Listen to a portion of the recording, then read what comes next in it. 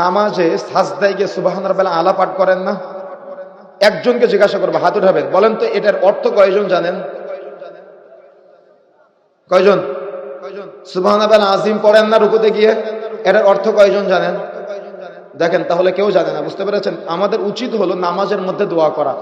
নামাজটা দোয়া, অর্থাৎ নামাজ আপনি শুরু করলেন, আযান ও ইকামতের মধ্যবর্তী সময়ে দোয়া করলে দোয়া কবুল হয়।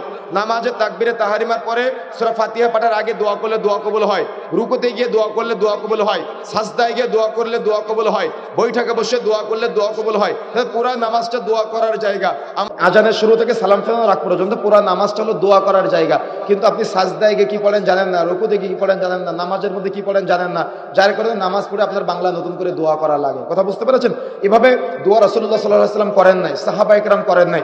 রাসূলের আমল পাওয়া যায় না, সাহাবায়ে কেরামের আমল পাওয়া যায় না। আপনি একাকী দোয়া করবেন, কোনো সমস্যা নাই। আল্লাহ রাসূল বলছেন, যদি কোনো ব্যক্তি হাত তুলে একাকী দোয়া করে তো আল্লাহ তার হাতটাকে খালি হাতে ফেরত দিতে লজ্জা পায়। আর আপনি দোয়া করবেন সম্মিলিতভাবে নামাজের মধ্যে। কোথায় দোয়া করবেন? সাজদায় দোয়া করবেন, রুকুতে দোয়া করবেন, বৈঠকে দোয়া করবেন, তাকবীরে তাহরিমার পরে সানা পাঠের পরে দোয়া করবেন, রুকুতে যাওয়ার আগে দোয়া করবেন। কত দোয়া করার জায়গা, এই জায়গাগুলোতে দোয়া করবেন। বিতর্কের মধ্যে যাওয়া দরকার নাই। এটা স্পষ্ট বিদআত, বিদআত থেকে দূরে থাকতে হবে। সম্মিলিত মুনাজাত করা যাবে কি? ওয়াজ মাহফিলের পরে, জালসার পরে, জানাজার পরে, ফরজ সালাতের পরে সম্মিলিত যে মোনাজাত করা হয়, মূলত এটা একটা বুঝার ভুল আছে আমাদের সমাজে। সেটা হলো আমরা নামাজের মধ্যে দোয়া না করে নামাজের পরে দোয়া করি। এটা উচিত না।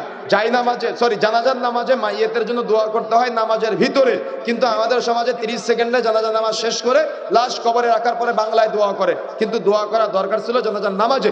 দোয়া পড়বেন নামাজের ভিতরে, দোয়া করবেন সাজদায় গিয়ে।